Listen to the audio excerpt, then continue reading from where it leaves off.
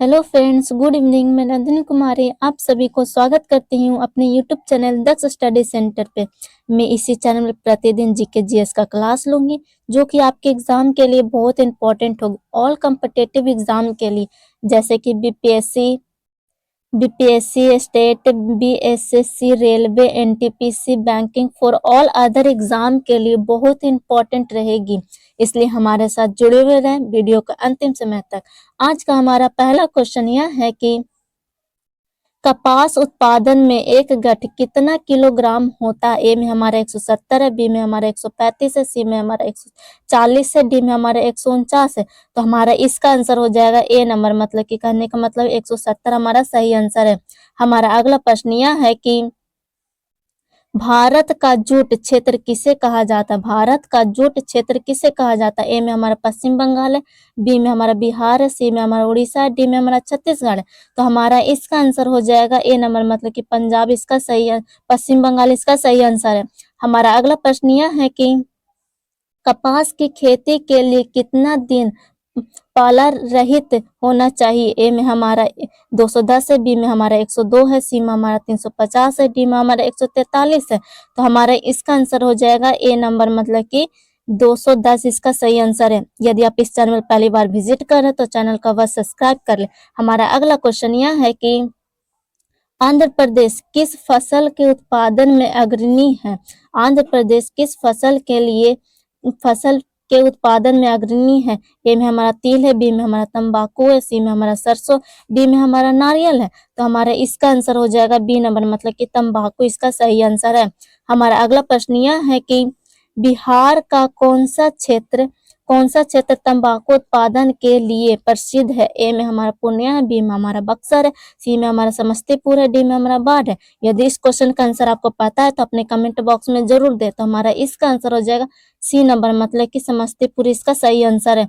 हमारा अगला प्रश्न यह है कि इनमें कौन सिल्का का किस्म नहीं है। ए में हमारा मालवारी है, बी में हमारा मूंगा, सी में हमारा केसर है, डी में हमारा इरी है। तो हमारा इसका आंसर हो जाएगा सी नंबर, मतलब कि केसर इसका सही आंसर है।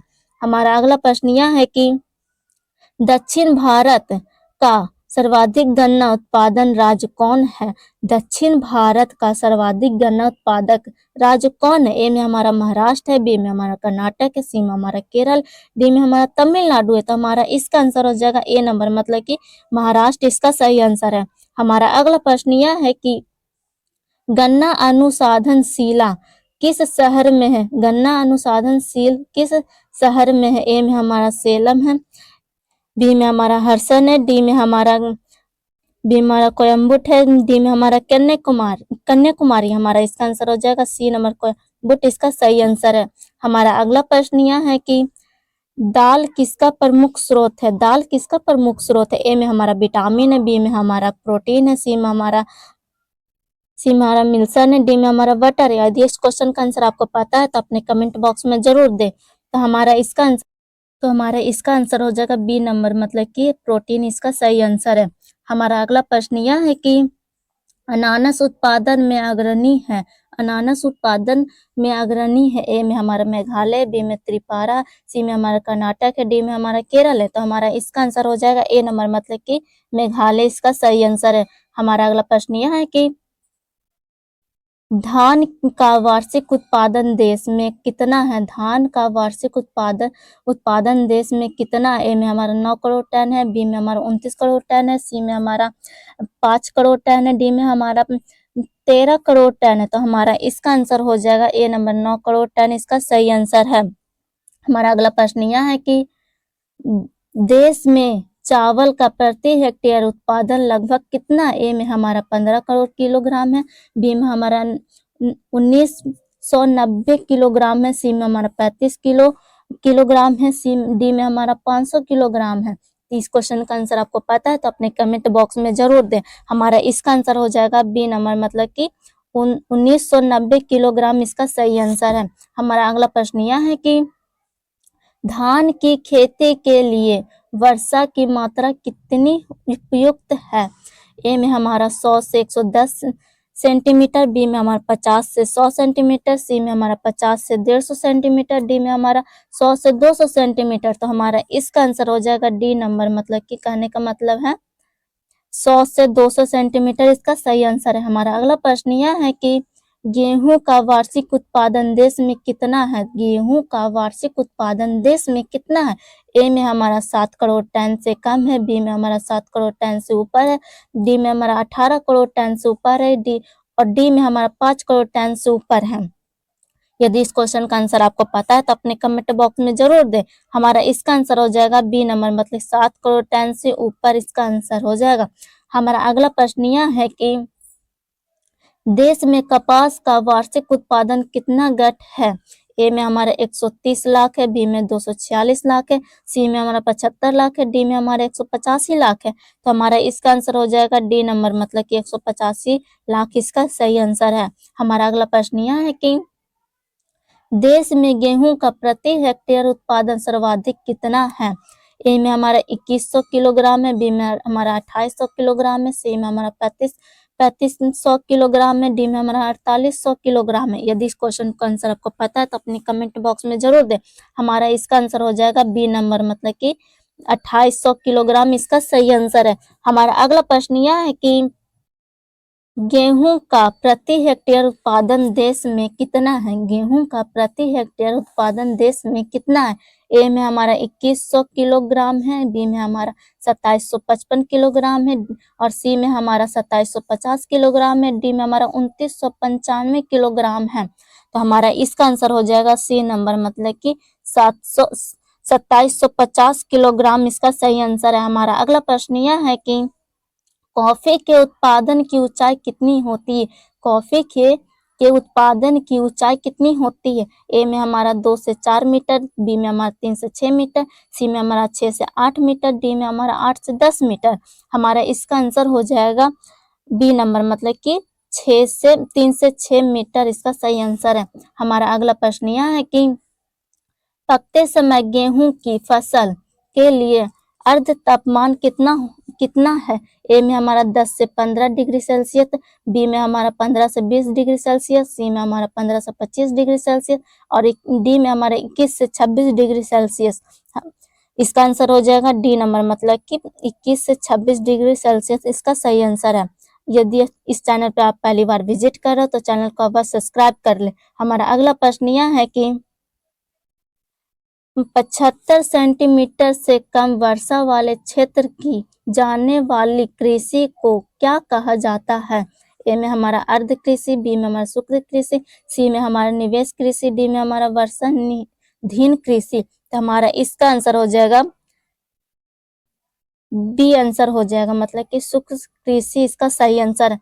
हमारा अगला प्रश्न यह है कि कपास उत्पादन के लिए उपयुक्त मिट्टी कौन सी है? ए में हमारा लाल मिट्टी, बी में हमारा काली मिट्टी, सी में हमारा पीली मिट्टी, डी में हमारा भूरी मिट्टी। तो हमारा इसका आंसर हो जाएगा बी नंबर, मतलब कि काली मिट्टी इसका सही आंसर है। हमारा अगला प्रश्न यह है कि गन्ना की खेती के लिए कितना तापमान अर्ध माना जाता है? ए में हमारा 18 से 21 डिग्री सेल्सियस, बी में हमारा 21 से 27 डिग्री सेल्सियस, सी में हमारा 27 से 30 डिग्री सेल्सियस, और डी में हमारा 31 से 35 डिग्री सेल्सियस। तो हमारा इसका आंसर हो जाएगा बी नंबर, मतलब कि 21 से 27 डिग्री सेल्सियस इसका सही आंसर है। हमारा अगला प्रश्न यह है कि चीनी किस्म की चाय को क्या कहा जाता है? ए में हमारा असामिक है, बी में बोही है, सी में हमारा रोबोस्ट है, डी में हमारा अरेबिक है। हमारा इसका आंसर हो जाएगा बी नंबर, मतलब कि कहने का मतलब कि बोही इसका सही आंसर है। हमारा अगला प्रश्न यह है कि निम्नलिखित में किस स्थान की चाय को सर्वोत्तम चाय माना जाता है? ए में हमारा जलपाईगुड़ी, बी में हमारा दार्जिलिंग है, सी में हमारा तंगवा है, डी में हमारा माउंट आबू है। तो हमारा इसका आंसर हो जाएगा 25 नंबर क्वेश्चन का आंसर हो जाएगा बी नंबर, मतलब दार्जिलिंग इसका सही आंसर है। हमारा अगला प्रश्न यह है कि रेशम कीड़ा पालन क्या कहलाता है? रेशम कीड़ा पालन क्या कहलाता है? ए में हमारा सेरीकल्चर है, बी में हमारा रेशम कल्चर है, सी में हमारा पीसी कल्चर है, डी में हमारा तीसी कल्चर है। तो हमारा इसका आंसर हो जाएगा 26 नंबर क्वेश्चन का आंसर हो जाएगा ए नंबर, मतलब कि सेरीकल्चर इसका सही आंसर है। हमारा अगला प्रश्न यह है कि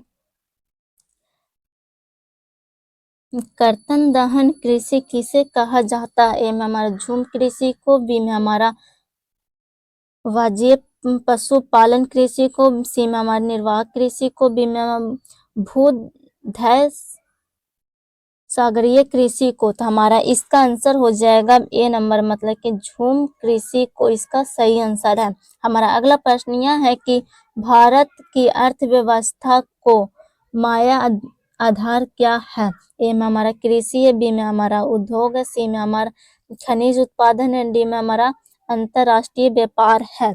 तो हमारा इसका आंसर हो जाएगा ए नंबर, मतलब कि कृषि इसका सही आंसर है। हमारा अगला प्रश्न यह है कि भारत में किस प्रकार की कार्य की प्रधानता? ए में हमारा जीवन निर्वाह कृषि, बी में विस्तारित कृषि, सी में हमारा बागानी कृषि, डी में हमारा व्यापारिक कृषि। तो हमारा इसका आंसर हो जाएगा ए नंबर, मतलब कि जीवन निर्वाह कृषि इसका सही आंसर है। हमारा अगला प्रश्न यह है कि गन्ना के केंद्रीय अनुसंधानशील कहाँ स्थापित है? ए में हमारा बेतिया है, बी में हमारा लखनऊ है, सी में हमारा कानपुर है, डी में हमारा भोपाल है। तो हमारा इसका आंसर हो जाएगा बी नंबर, मतलब कि लखनऊ इसका सही आंसर है।